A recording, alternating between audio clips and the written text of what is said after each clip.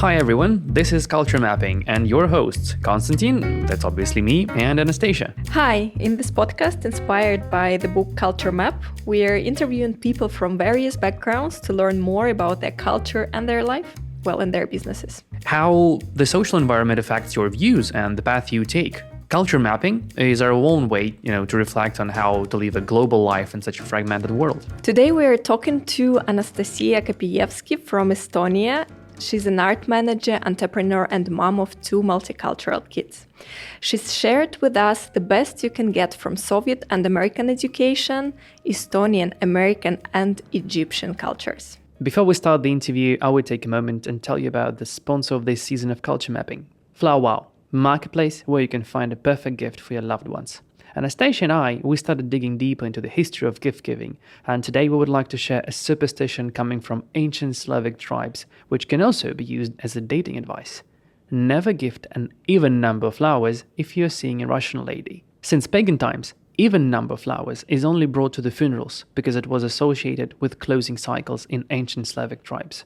So, for new beginnings, we suggest you choose uneven number of flowers. If you don't want to make any mistakes when choosing the right gift, use Flower Wow. Delivery is anonymous. The recipient won't know who sent the gift unless you tell them. Neither Flower Wow nor the courier will reveal the sender's name and phone number. You can also add a card with your wish to each order for free. Download Flower Wow through the link in the description and don't forget to use the promo code CULTURE, CULTURE, to get 15% discount on any order. It's valid till December 2024. And now we get back to Culture Mapping. Hi, Nastya. Hi, Nastya. Thanks a lot for coming. Welcome to Culture Mapping. Thank you for having me. Introduce yourself, how you would usually do it with your name and with a short information about your background. Okay, well, short is difficult, but yeah. What should our listeners know about you? Oh my God. Okay, so I'm Anastasia Kopijevski. My background, I come from the family of military pilots, my grandfather and my father both. My dad was in the military in Belarus, where he met my mother in Babrusk. That was his station. And he took her to Estonia, where he was transferred to, because that was at that time, I think it's 79, 80 something. I was born in 81, so I'm just guessing, I guess, the dates now. So he brought her with him to Estonia, and my dad comes from this the family of my grandfather was living in Yemen. He was the right hand of ambassador in Yemen, and he was a very well-known military pilot, and my dad chose the same path, even though my grandfather was against it. But of course, when he already made the decision, there was no way out, and that's what he continued. He was quite young, major. Actually, he was one of the youngest majors in army for his age, because of he served in Afghanistan for some time.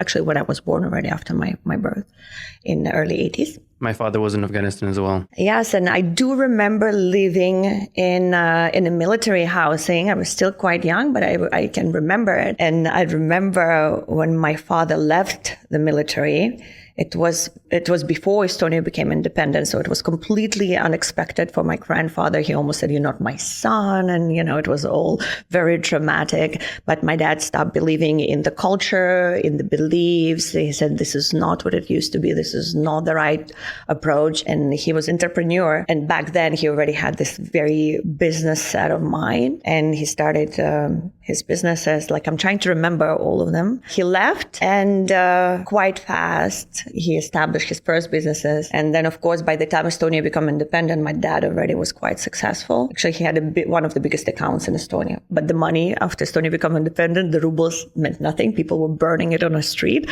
So I remember actually collecting the bottles and just have to go and return it. Each family received 100 krones, Estonian krones, when the money exchange were happening, basically. And it's you have to figure out what to do next. So nobody for a while, everybody knew that it's coming. I remember that for a while, nobody would return the bottles. So all the apartments in Estonia were full with empty bottles. So they were waiting until they enter the krones, so everybody can run and get more krones out of the exchange of the bottle for the money. But after Estonia became independent, I think transportation was his main business until he got into the planes. He was the owner. He had two more partners, but he was the owner of an airline company called Animex. It was cargo, but we also had private jets. He collected old planes, so I can actually pilot a single engine plane. So I used to take my classmates, and that was like on the weekends, and it was entertainment because he created a school for free for the kids who wanted to learn. Of course, I would take my classmates. It was quite a lot of fun. So you basically grew up in Estonia. And in Estonia. You went to the school there and everything. Yes. Right? Yes. I was, I remember being in Tartu. That's a military town. Back then it was, but it's also a very cultural town. The education was really amazing. I do have to say that. When my father started businesses, I remember he was traveling from Monday till Friday to Tallinn, and we were still living in Tartu. And then I moved to Tallinn. We did not live immediately in the city center. We actually lived outside of town. It was like a half an island, which was also amazing. It's like 40 kilometers away. It was like I was basically growing up in a forest on the beach, and we had a boat, and we had a small plane that would like take off from the water. It was quite cool growing up. I had like the most amazing summers. After Tartu, when we moved to Tallinn, I went to private school. It was a Tallinn School of Management, but it was still high school. And my first move to United States was during the high school. I was exchange student, international student. And basically I stayed with an American family. When I was there, I understood that that's where I'm going to go further. Why did you decide to go to the US? I mean, it was just a pure luck? I always knew that Tallinn is too small, and like I felt like we are too big for such a tiny little country. Yes, and another approach was that because my dad was quite established, it was all of my own achievements were more blamed, like of course because it's her dad, and I wanted to be like somewhere nobody knows me. If I have to choose it again, I doubted I would do it because of course there are a lot of privileges to approach somebody or to get into the businesses. And we had great connections and great friends. So it was an easy opportunity for me to grow quite fast into any career that I would be interested in, but the country was too small. So I chose the harder way. But why was it US and not, I don't know, some European country which is closer to family? Good question. I think in one way it was maybe my mom's dream that she never really had opportunity to do so. So kind of was fed that information. And I was looking, and I loved the MTV, and I loved the music, and I saw the convertibles and the beaches. And I'm like, yeah, that's where I'm going. So when I chose to go abroad, it was of course Florida, but that's the only thing I could choose, Florida. I end up in Duet, Florida, which is like on the middle of nowhere in a country with everybody driving the pickup trucks. The bus had no AC. Everybody spoke Spanish because that's where they were collecting the oranges. It calls their Duet, and the school itself was in Palmetto, Florida. Yeah, that was like completely shocking culture when I'm coming from a business private school, and then I see the kids wearing the pants down to their knee and the underwear sticking out, and I'm like wearing 3-piece suits. So like in the cafeteria, people were saying, miss, the teacher's lounge is in a different area, and I'm like, I'm not a teacher. I'm 16, I'm 17, And then I become that, this international student from Europe. Of course, I had like a lot of attention, especially in such a small town, and they didn't have too many of those. Yeah, it was the cultural shock the first time for me. I remember I was actually asked to go to detention for wearing 3-piece suit, but when you remove your jacket, my top had a spaghetti stripe, but it was completely covered. But stripe on your shirt has to be minimum 2 finger thick. So I'm like looking at the people wearing the underwear and pants down to here, and I'm the one going to the detention. The pregnant ladies, I'm like, what is happening? They're like special chairs for the girls, and they're not even senior, they're like junior and pregnant, and like I've seen it all, like really like middle America type.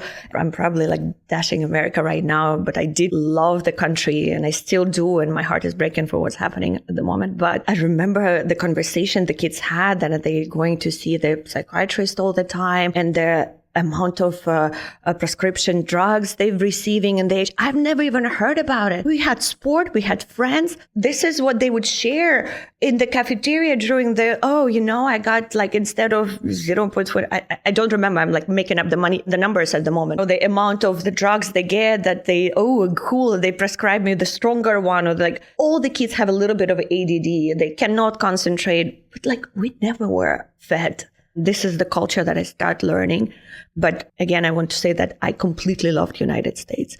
And here is why also, because I want to switch from the negative to positive. The amount of freedom and the amount of concentration of the people to be able to present their thoughts, to be heard, it was really amazing. So if you find something in school that you don't like or approach, or even the topic that you would like to discuss, it will be always brought to discussion. And it can be even brought, if it's quite interesting, you actually will be giving a panel to speak. And it's so amazing to build that ability in kids. And this is one of the reasons why my kids are right now in American school. It's IB school, but American school, because I found it to be incredible when the kids are just like now in the early age, they come with a PowerPoint presentation to prove you why that you should buy them a dog. And it will be like solid points. Like when I remember being in school in Tartu, when it's like in a Russian school where they're like very traditional, like just buy the book. There is no way of you can actually have your own opinion on anything. You just have to remember the things that you need to remember. And that's it. There's like no way of thinking. This is the facts, and you cannot have your own questions there. That definitely gave me an interesting way. And of course, I used it. I'm a person who likes to raise my opinion, and I'm quite strong. And I did that. And I wrote an essay that was published in the newspaper for school. And then I think it's actually in region. It came out as well somewhere. And it was like the experience of being an exchange student. The company who we hired to do the exchange student program, obviously it was paid. And I got, I told you, in the middle of nowhere and everything what I was promised. And there's a counselor who has to come and see how you're doing. It's like the family feeds you, you feed the family, and so on. Obviously just abandoned me. I found a different family, and that school gave me that approach. I was good in writing in English, but I was not able to speak. I was like a very smart dog for like for a few months until I got the courage. And then I went to school. I'm like, I'm not happy. This is what they did to me. I fired them, actually. I didn't even finish high school. I got the GED diploma and I got a high school before that, and even left the country earlier. But I made an amazing friend, my American mom, who I call her Sharon Zell. And she was actually English teacher. I was very lucky. So she helped me so much through. So she like tutored you at home. Yes, exactly. And then I chose to go to university close to her because I just wanted to come back to her. And my parents already trusted her because I'm still a child. When you start the college, you're only 18, and she's still my American mom. I love her dearly. And she's just incredible person. I got very lucky. And she was married to like a big lawyer in Washington, D.C. And she was all in like White House. So she had all those interesting stories for me. Unfortunately, he passed away. I never had a chance to meet him. So she never had kids. So I really become her daughter, really the closest. And yeah, life took us apart, and she's much older and doesn't travel anymore. I don't see her, unfortunately, but we try to keep in touch as much as we can. After Florida, you came back to Estonia, or? No, I never did. I stayed in the United States. That's it. So and your parents were okay with that? Yeah, they saw the opportunity. They knew that I needed bigger options in my life. And I made a lot of friends. I did move quite a lot. I moved from Duet, first to Palmetto, where high school was, then to Bradenton, where the college was. Fun fact, Bush was in my school the day before September 11th. And he still was in my town on September 11th when it happened. So we were completely like blocked. And it was because, he was giving a lecture in my school on the 10th of September. So yes, and basically I am an American citizen, and I graduated from United States. I moved to Miami eventually after graduation, business economics and hospitality. I did try to do the internship in hospitality, and I understood that it's not my cup of tea at all. And then I did a little bit of a corporate life. I was working in the banking industry. Mainly, I was a loan officer, like getting the mortgages for the housing. And yeah, so this is what I usually do. Look like you yeah, at all. Exactly. And I was miserable. I lost so much weight. And because I'm like a leader type of a person, and I was not happy. I think it was less than a year that I worked there. And then I went to furniture, interior design, and it was very luxury brand. So I started working with interesting clients, and I always had a taste to something nice and beautiful, and I could apply it. And the art was kind of going hand to hand with it. My father's an art collector. It's quite interesting, right? And a military pilot, and he's like a huge fan of antiques mainly. So I would travel with him to all of the antique shops or museums and galleries. And he's a big talker and he would give the lectures and they were like long ones. And I remember that even in one of the stores, I can choose something and he start talking about it in 10, 15 minutes. I turn around and I see like a group of people just standing and listening to him, like he's working there. His knowledge is really incredible. And of course, he definitely gave me that love towards the art and knowledge and everything. Where do you think your leadership spirit comes from? My dad. From dad? For sure. I was like obsessed with my dad. My mom was this, I love her. And by the way, now I'm very closer to her as being a mom. But back then I'm like, I'll never be you, mom. I'll be dad. And for me, it was like a punishment to wash the dishes. I'd rather cut the grass around the house, So like I wanted to do everything. I was obsessed with him. Yeah. And I'm the oldest and he really wanted a son. He actually have a son, but it like came way later on in his life. It's me and my sister. We have 3 years apart and our brother is 17 and a half. So he kind of passed for my child, I'm still probably the dad's like closest and strongest, like where we have a match in personality. Kirill is very strong, my brother is, and of course they're close as well, but they were like already more difficult because I was still a daughter, so I would listen to him. Now I'm tough with my dad. Now he gets all that tough side. Now I'm the parent. But with my brother, they were a little bit of bumping the heads. Me, when I was just like, I'll listen, I suck all of the information and this is exactly what I'm going to do. Like I really wanted him to like approve of me and be proud of me. When Kirill has like more like, I know better, so of course, and my dad, military guy, who's like, you know better. You're like, I'm your father, Definitely from my father, definitely. So this interest in art, where did it bring you? So it brought me, not immediately, actually, it was in my life. It was on a hobby side because when I moved from Miami to New York, I got into fashion, but on the business side of fashion. So I was working for off-price wholesaler company. So I was on the 7th Avenue, which is like a Fashion Avenue in New York. Same corporate office as Calvin Klein, Kenneth Cole. So I was in one of those offices, but I was running the off-price department of the luxury brands, mainly denim. So I saw completely different side of the fashion, very structured, very business. It was quite cool. I think you like business side. Yeah, I do like the business side, but I was trying to kind of go into something pretty, but where I get both. And even right now, even being today in art, I'm not an artist. I'm very, very business oriented in art. So I try to find the different tricks and learn as much as I can. I try to understand what approach to take, but it's all business side of it, really. Apart from business side, what is your favorite art? What do you like the most? I actually do remember when I was still in college and my dad visited me in Florida and we had this trip to Museum of Dali. It's in St. Petersburg, Florida. And it's actually the biggest collection in the world. Interesting fact. I was fascinated with surrealism all my life because I thought it's so amazing that you can create your own crazy world. And I like that there is the bending of rules, not playing by the rules. Why I love surrealism so much. It's such an amazing escape. And I'm one of those kids who were dreaming a lot about big things and imagining things. I still believe in magic and somehow I still believe in the power of magic. And I think it all lives within us. And I think that's where I find that the most pleasure and escape in surrealism. Do you own any Dalis?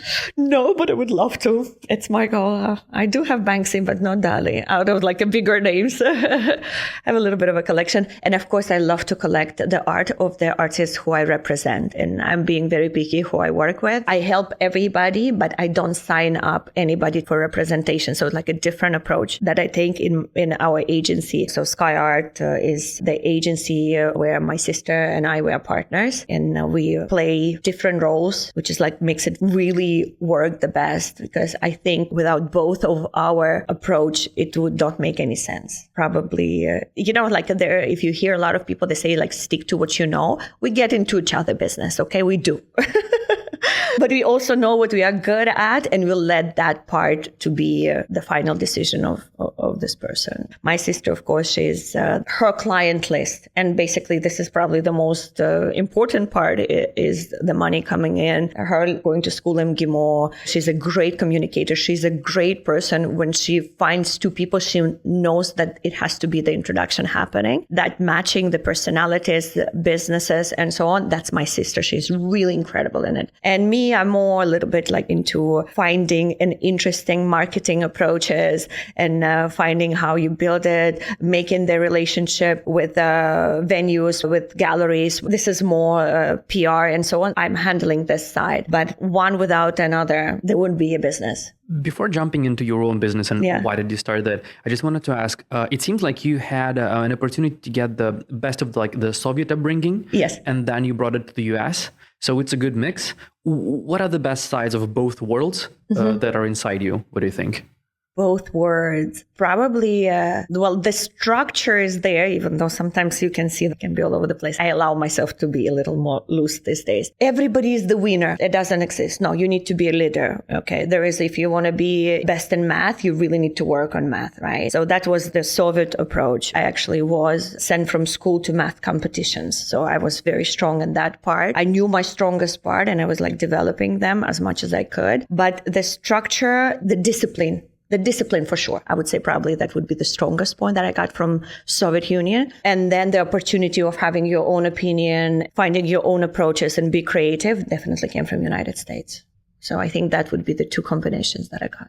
When and why did you decide to build your own business? It was very interesting. Actually, after moving from New York, I was in fashion and I was still thinking, I didn't have to go directly to work. And I had an opportunity because of my husband today to find things that I will enjoy. But there are two things that I actually enjoy is fashion and art and business, well, three. And of course, out of these two things that are your hobbies, you try to make a business out of it. I tried both. Actually, I tried first fashion. Somebody who I worked with in New York in fashion. She was both artist and in fashion. Her name is Katya Leonovich. She has her own gallery in New York now. Brilliant lady. I think she's just fascinating. Very interesting, very smart. And she's an incredible artist. Most of her life, she actually lived in Italy. So she even like when you hear her speaking Russian, you can even find a little bit of the Italian approach, the way she speaks sometimes. She was doing the fashion shows, but even her fashion shows were more like art. It's not a commercial project, I would say. It's not something for sale, but it would be something completely out of the box. She would like dress up people like rats. Her pets are 2 rats, actually. So yeah, she's like very interesting. And she has her studio where she paints a lot. She has actually an incredible series. When she was living in Italy, she was quite famous for creating the live dress for Madonna in 80s when the people were sitting underneath. And I think it was, I don't remember Rome or Milan where she was working back then, but for one of those big fashion houses. And that's when she did it. Also, out of fun, she was restore churches. So she would paint there. She's really interesting. And she found an agent when I was just moved here who would... By here, you mean Dubai? Here, in Dubai, yes. Here in Dubai, she found an agent to send her art to. The guy took the money, quite often happens, didn't do anything. She was able to retrieve her artwork, brought it to my house, crying. We had some wine and a conversation. She knows I have some wine quite often. I cannot judge you for that. And then she said, listen, you're going to do that for me. I'm like, I just moved here. I don't know anybody. And you know, Katya, that I worked in fashion. Like, I know you in the art industry and I've seen what you've done in New York. If you make it there, you make it anywhere, right?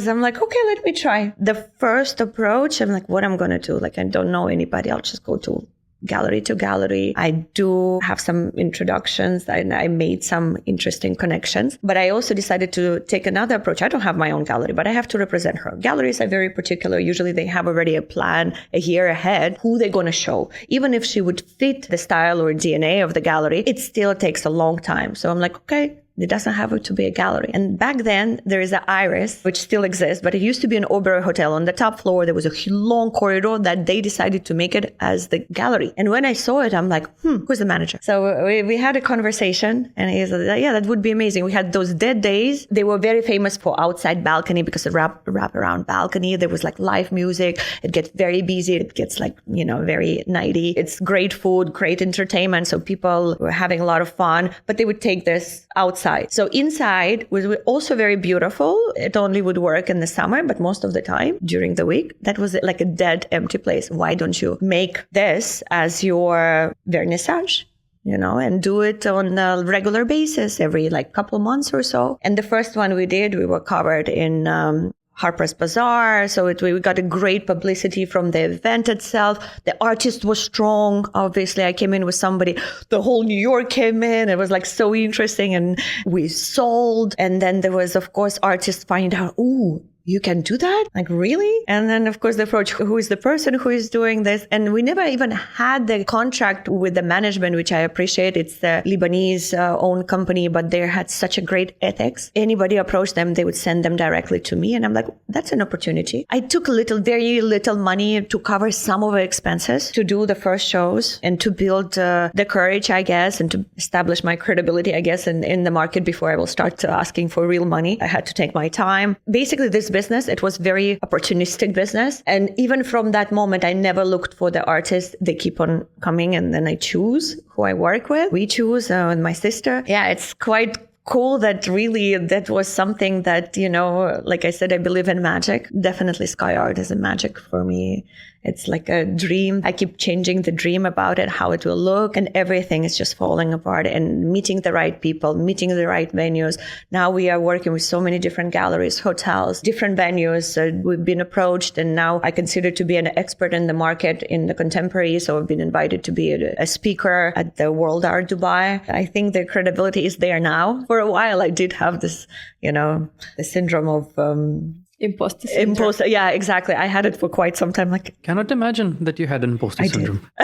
But I did go when I'm like, I need to remove it. I need some kind of piece of paper to prove that I know what I'm doing. So I went to London to Sotheby's Institute of Art. I took a course, I'm planning to do quite more. I do recommend to do it. It definitely builds your way of thinking and gives you a different approach and different look at the things and give you that courage. And again, you feeling more credible in front of yourself, first of all, and more confident. Confident for sure. Yeah, you need that confidence. So we finally found out why do you need these diplomas from the courses and universities. See?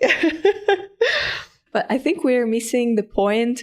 Why Dubai? How did you end up here? So my husband, it was actually an interesting point. Speaking of the miracle and magics, for sure it happened for a reason. I had a quite solid job in New York when I met my current husband. It was the beginning of the relationship and I was independent and feeling quite strongly. And I was fired for different reasons and it wasn't a great match, but there were a lot of things that are happening that also put it in the situation to be happening. I still enjoyed it. I learned a lot because it was very structured and it was again another proof that I should not do corporate. It was corporate, but it gave me all that structures because I got a little bit too loose between those two corporate jobs. I was just basically doing whatever I want, but it reminded me what structure is. It was amazing, but it was too structured. And I was fired. And my husband was asked to come back. He's Egyptian background, and he is vice president of IBM. And he's in sales. So his region is Middle East, Africa, and Turkey. And you met in New York. We met in New York. So he was living and working there for a bit over 2 years, I think. So we've met there. We started dating, and then I would never leave my job for a new relationship and make that move. I'm like, oh, I'm going to a vacation. And I can have a long one because I don't have a job. Then I come back and then I decide, or at least I give it an opportunity. And if it goes somewhere, it makes sense. And I completely fell in love with my husband. He's the love of my life. And it's all happened here in Dubai. And this is probably why I call this country as a home. I've never been so grateful to any place in the world as much. I love my Estonia. I love United States. But I did mention my heart is breaking for what's happening for the past quite some time.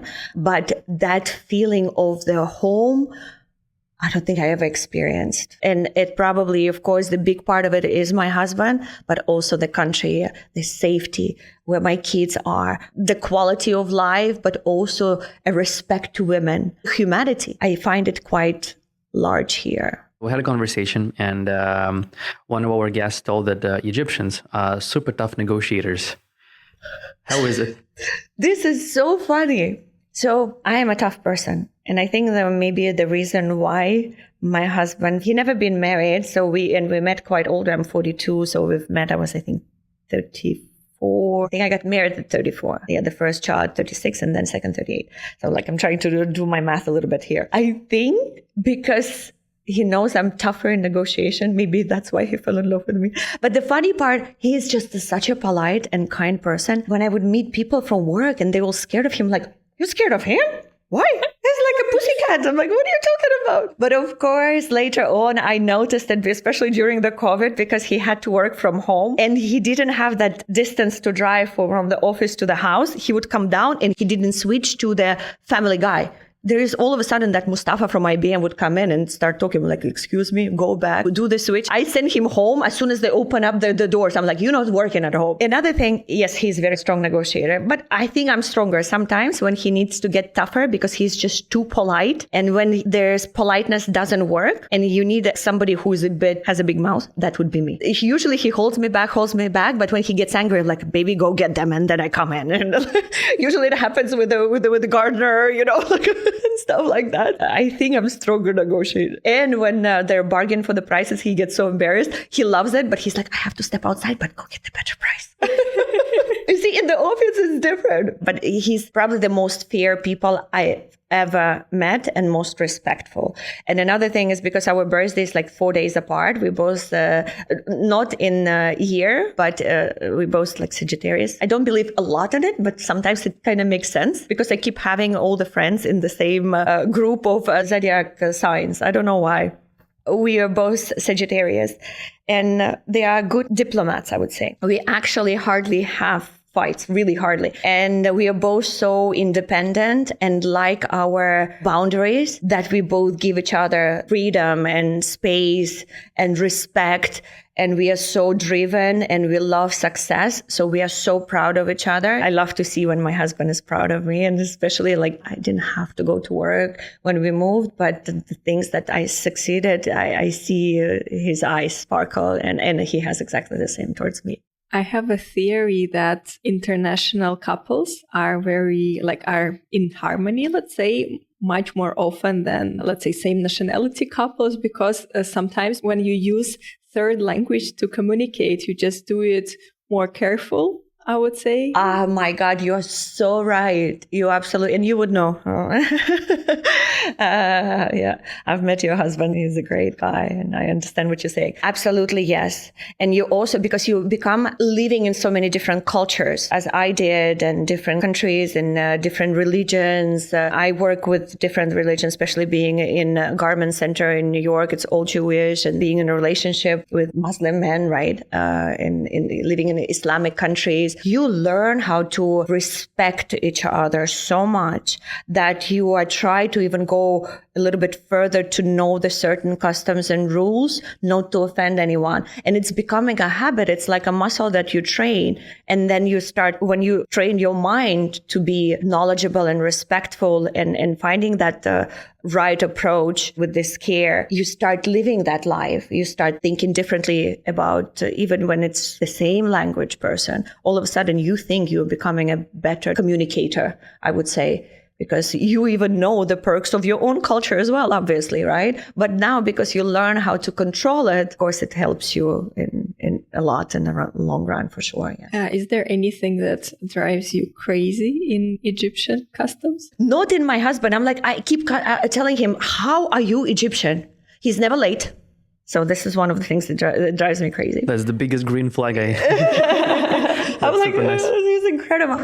Another thing, of course, we have a big Egyptian community, but funny enough, most of my husband's friends, he had from college, some of them earlier, not married Egyptian women. So, and we have French, Moroccan, obviously me and more. It was quite interesting to see all these different cultures get together. And of course, the men probably, because they're not living with Egyptian women, they maybe become a little bit more, or they lived outside of Egypt. Or the only things that drives me crazy when we're already in Egypt. So for example, I'll tell you a story that we built a chalet in the place called Sahel here. It's like a Hamptons of New York, I would call it, right? It's very Egyptian. There are not many internationals, or if there are, they probably would be Arabic speaking. It's a lovely, beautiful coast, beautiful beach, but it's so Egyptian that I did not feel comfortable. And of course, when we built a chalet, we did everything inside, building even the furniture and everything. And then we had to add few things. Certain ways they build, if it's just crooked and you say it's crooked, I said, but it's working. But you say, but it's crooked.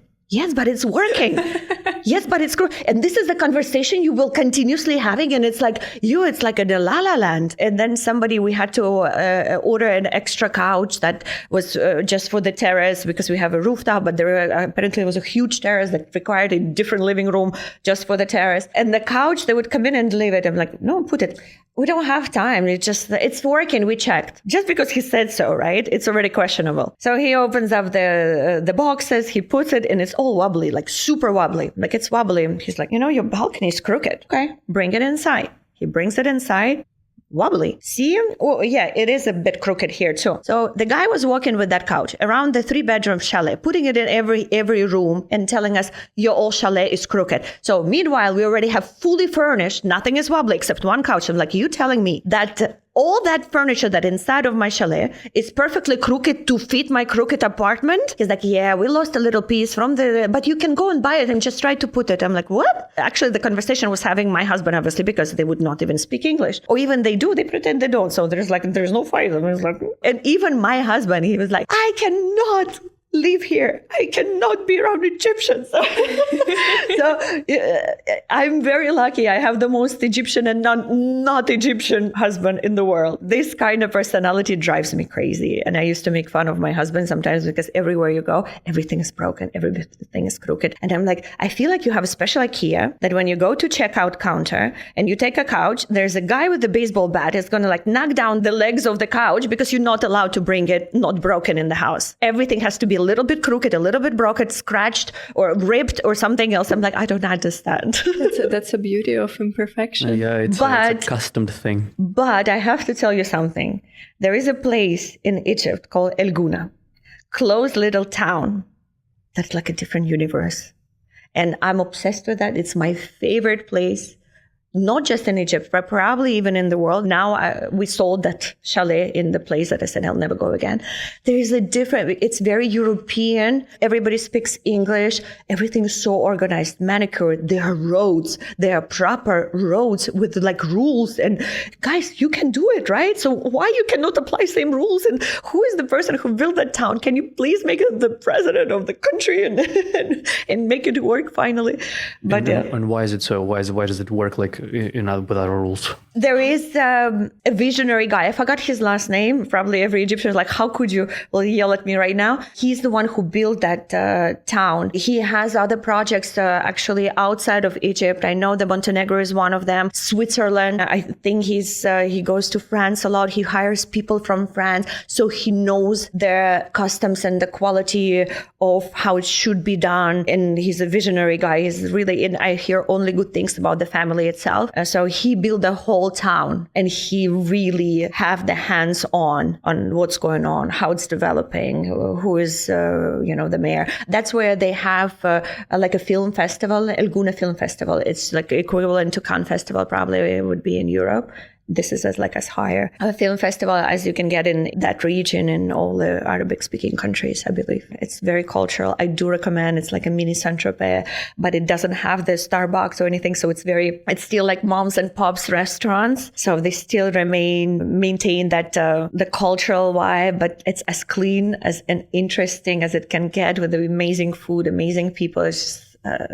It's a heaven. Really do recommend. If you ever consider to go, this is the place to go. That's good to know. Let's expand a bit on Dubai. Maybe your life here. Like when you came here, did you have any culture shocks here or anything? Or just super smooth? I always told my husband, or actually it wasn't me. There was someone else, I think, said that, but we stole that phrase because we really enjoyed it. And especially because I lived in both Miami and New York. I said, if Miami and New York would have a baby, that would be Dubai. There are plenty of entertainment, just like in Miami. Plenty of smart people, business opportunities like New York. And that combination is just fascinating. So probably it wasn't a cultural shock. No, it was that perfect combination of two worlds that I lived in. And I'm like, wow, that's just incredible. For how long have you been here in Dubai? I moved here 2015. 2015, I was still first on tourist visa. And then 2016, I became the permanent resident. How has it changed? Oh, it has. Cultural life changed quite a lot. Yeah, art scene changed quite a lot. Obviously, now like there's so many different things that are happening at the same time. I'm a little bit overwhelmed with things that are happening, and the traffic is killing me a bit.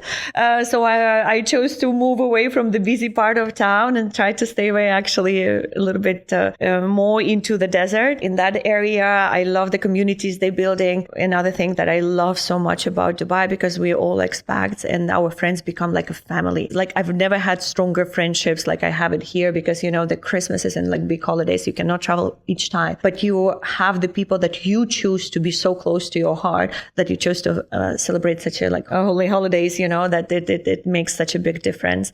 I have a question about you personally. How have you changed by living here? Like, because we have this opportunity, like bringing up in Estonia, then the US, and now Dubai, being a child of Miami and New York. How have you changed? Well, I did become a mother. I think I've become a better partner to my husband. I think it's probably, besides the culture changed me, of course, my relationship changed me, and with being with the right person who is building you and who is giving you enough of respect for you to actually go back and think that, okay, maybe I was wrong, just because they didn't point at it, but expected, but showed maybe you can think about it. And, you know, so I learned how to really analyze myself, how to be more patient, how to be, like I said, I think I'm a better partner, like in life and probably in business. I try my emotions to not to jump ahead of my decisions, because that's what probably was missing. And I think that, yeah, but I would probably give the credit to my husband. So not to the country. Well, of course, because here, like we discussed, but that already was building up, like constantly try to change and go with a different culture, change and go with a different culture. So there's just quickly developing this relationship with a different culture, and from being careful what you're saying, how you're saying it, and so on. Of course, it's structural, but it was happening through my whole life, basically, because I did live a little bit in France as well, and living in United States, but dealing with a very specific cultural business, like a garment center. I said it was very, very Jewish way of it was very interesting as well. And then, of course, being here, there's living in Miami, and everything was mañana, and here's everything is inshallah. Same thing, exactly, same thing. Nothing changed. So, and being patient about that as well, you know, and stop putting the military Anastasia. It's like, you said it's going to be at 10, it's 10:02. What happened? Explain yourself, you know. I don't do that anymore. You are an amazing mixture of different cultures. In fact, yeah, like a little bit Soviet, a little bit Estonia, probably a little bit of Russian, because like Estonia was influenced by Russia. It's very interesting you said, because I have to tell you something that I realized I'm the least Russian when I moved to United States, and I actually start dealing with a lot of Russians. Are we the same people? What's happening? Especially when I like end up going to Brooklyn, for example, you know, like, or in Miami, like Sunny Isles, those places. I'm like, these people are strange. What is strange about Russians? Oh, I like right now, probably for me will be difficult to say. And of course, I cannot like put all of the Russian people into one category, or any other nationality into only one category. But of course, there are stereotypes, and of course, they are true. I consider my Russian, even though like right now, you know, I cannot spell in Russian anymore with the like typing. I can actually write by hand, but I cannot do the typing in Russian. It's the difficult part for me. I noticed, first of all, the language, because we are very close to St. Petersburg, and I feel like we speak the same language of Russian, and I start hearing different Russian. Certain things I've never heard. And then, of course, the accents I've never really experienced. Like, I thought it was a joke on TV, but no, you see like people actually talking like this. I remember from the movies, like usually those ladies who work in like, I don't know, like a restaurant by the train station, you know, and the way they're like rude and they're saying certain things. For me, it was like going to a movie, one of those movies when I was in Brooklyn, and, you know, you've been yelled at for like nothing. It's like some of the things I only can say in Russian, so it would not be interesting. I might will tell you later, but like it was just shocking. And I still know that sometimes it takes me time to remember how to pronounce certain things in Russian correctly. And your Russian is pretty decent. Yeah. And I think my Russian is bad. And then I'm like, what is this Russian? And I'm like, this is absolutely unacceptable.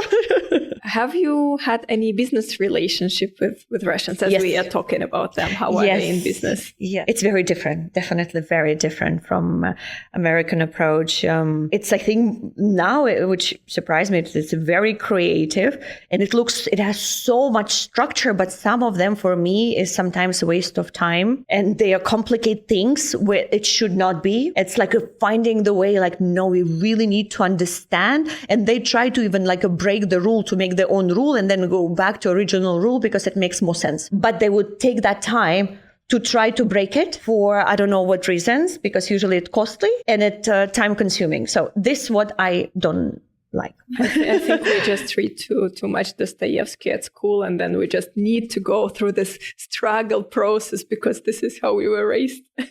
Exactly. You have to they find the way to struggle. They find the most difficult approach. It's not easy here anyway. The bureaucracy here is quite difficult, but there are people who know it. You just go with the right person. You do it. It costs very little on top. But no, we need to figure out, it's okay to take us a year. It's okay. It might take 7 people to do so. But now at the end, we will know. You are a mixture of cultures. So a little bit Estonian, something Soviet, American. You have an Egyptian husband. How do you raise your kids? What kind of culture do you want them to be part of? Probably the most important thing that we chose, that they have to make their own decisions. But we need to introduce anything and everything. As much as you can. As much as we can. And of course, they're in a very international school. My husband is Muslim and I'm Christian. My husband respectfully go inside of the church with me. We have a Christmas tree. My husband is so cute. He has the biggest collection of the Christmas toys. It's he loves it so much. But of course, there is Ramadan. The Islamic culture is very much. My husband prays, and my kids were so adorable. Before they could walk, they could crawl and start repeating what my husband is doing. And I show them how to pray in church and how we light the candle. So they know all of that. And for them, it's just so harmonic and normal, and then they can choose whatever they want later on in their life. Absolutely. And of course, they spend the time with my family. They got so excited about going in Estonia the first time. Our son is 3.5 when we went. Now he's going to be 4, 3.5 when we went for Christmas this year, first time. And our daughter is 5. Mine, our. I trying to avoid it because sometimes I hurt people, like my husband, when they say my kids, it's like our kids. And my sister, when I tell her my parents, is like, it's our parents. I'm training myself. This is another thing that you try to be more careful. So you hear me, mine, ours. Cheers to you, Nata. It's my sister. My husband only speaks, thankfully he's just my husband. Don't need to share with everyone. He only speaks Arabic to our kids. And I try as much to speak Russian, even though I'm not doing as good of a job as my husband does because of the nanny, and I don't want to repeat myself. So I start speaking quickly in English so everybody knows what has to be done. But I try to do it, and I love leaving our kids with my parents. Our parents. Damn it. To leave our kids with our parents for some time. That the kid, Nicole, she has no choice. She starts speaking very broken Russian, but it's so cute. But recently she all of a sudden kind of start making the choice, I don't like Ruski. She goes, I'm an Arab girl, mommy. I'm like, okay, well, I think she made a decision already. She's 5. I think she's enjoying everything as well. She likes it. When she sees other kids speaking Russian, she tries to help them, but she can only help them back and try to translate everything to the teacher, but she cannot respond to the kid. She can give few words, but she cannot build a sentence yet in Russian. But she definitely tried to help. And she's proudly show off that she knows it. She's like, yeah, my mommy. And she gets proud whenever she is in any culture. And this is mine. And I'm this and I'm that. And yeah. That is so amazing. It is.